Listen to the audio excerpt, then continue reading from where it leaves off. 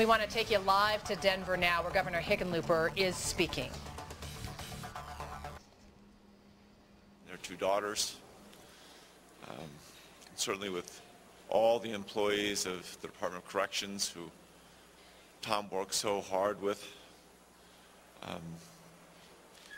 Tom's family has requested privacy at this time, and we sincerely ask the community and the media to respect that request. You can imagine this is the hardest time that anyone could possibly go through. They are grieving as we are all grieving. We lured Tom away. He was retiring as the number 2 guy at corrections in Missouri after 31 years. He was far and away the best choice we could find anywhere in the country.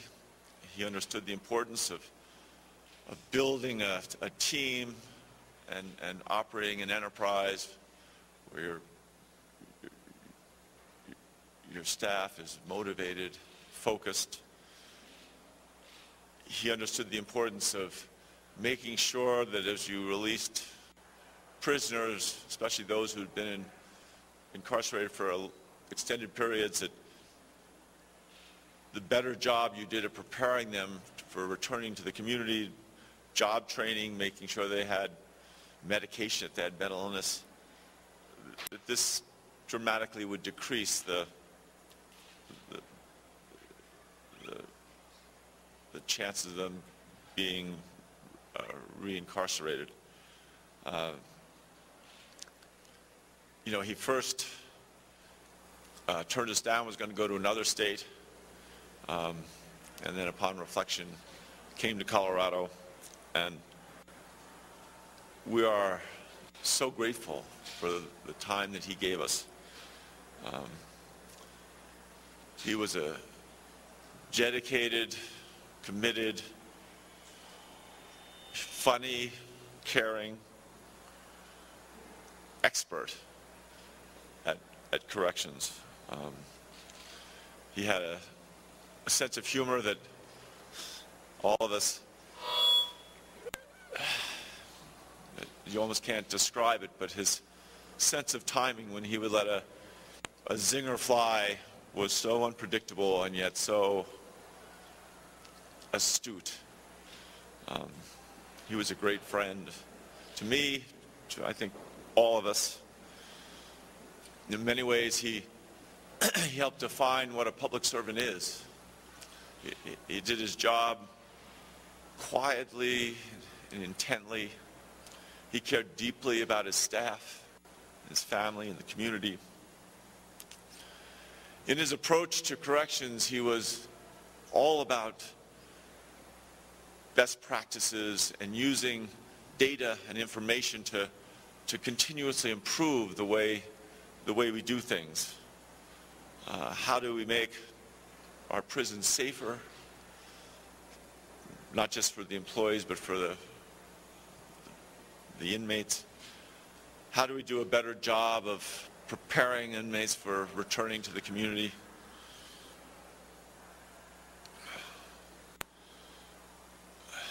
His unfailing good nature would come through in everything he did, and the depth of his caring about, again, not just the people he worked with, but the inmates that were there, about those of us here that he worked with, was remarkable. When I first interviewed him, we talked about was called administrative segregation. I'd had an old friend whose son had gone on the wrong track and been arrested and put into administrative segregation for a long period of time. This is, solitary confinement. At that time, we had a very large number of people in administrative segregation. And part of that interview was Tom had thought deeply about it before he ever came to interview with us in his own experience in Missouri, and saw how it was doomed to failure. That number of people, and in many cases, people who had been in administrative segregation and solitary confinement for years would be released directly into the community, which is for those individuals, really emotionally traumatic. And he laid out a plan by which to analyze the issue, get what the facts were, and make sure that we moved in the right direction, that we segregated those people that were a danger to other prisoners or staff, but that we begin a more active rehabilitation on a large number of the others that were in administrative segregation for other, in many cases, not sufficiently important reasons.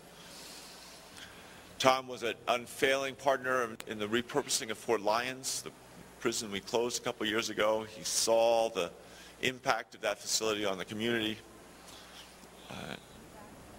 He was committed to making sure that we did everything possible to try and put that building back to good use. He was so dedicated to his staff, and he would have town hall meetings at the various prisons around the state on a regular basis. He would ask in those meetings, almost always, how do we uplift staff?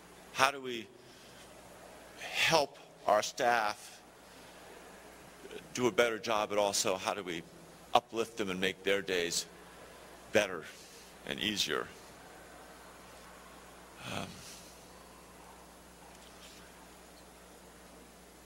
Tom Clements dedicated his life to being a public servant, to making our state better, to making the world a better place, and he is going to be deeply, deeply missed.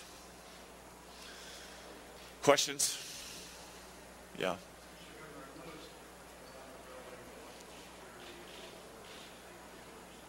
I can't hear you. There's too much. Say it a little louder, please.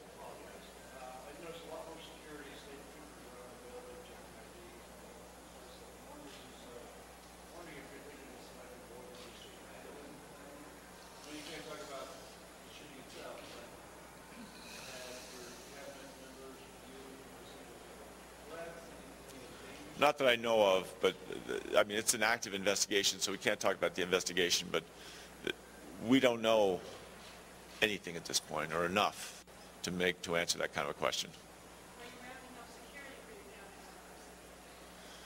We're certainly going to, as we get information about this, we will make sure that that our cabinet members are safe, and that everyone is that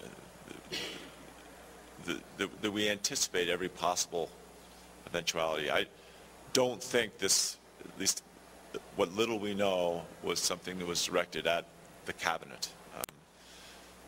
Corrections is a very difficult job. You make difficult decisions all the time that affect different people.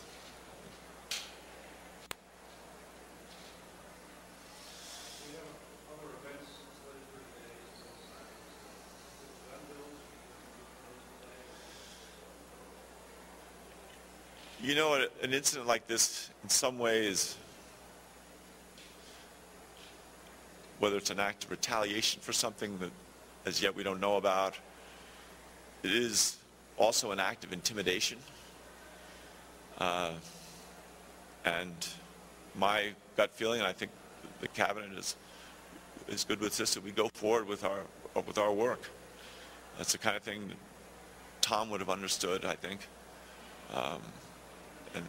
And would have supported. So we expect to sign the bills and answer questions and try to continue to move this state forward. Tom was particularly active working on No, he was supportive, but he was not particularly active.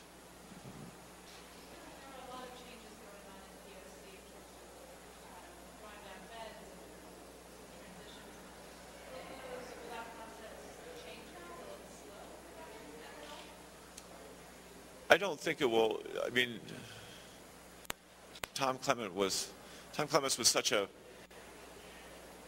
remarkably talented individual at getting things done and figuring out solutions to problems. I mean, he just was by nature a problem solver. So can we continue all the work that he was doing as fast as he was doing it? Perhaps not. But we're not going to consciously slow down. We'll certainly not stop. He would expect no less. A couple more? No more. Oh, last night I don't know what time it was, maybe 9:30, I think, 9:30 or 10. It's a long night.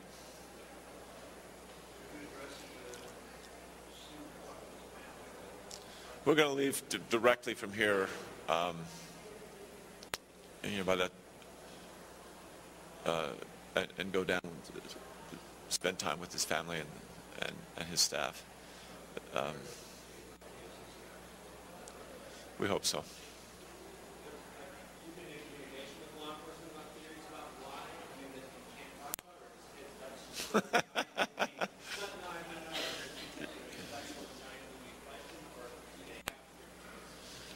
I think when you're in the middle of the one, and this is the hardest thing for me, when you're in an active investigation, the less said, the better.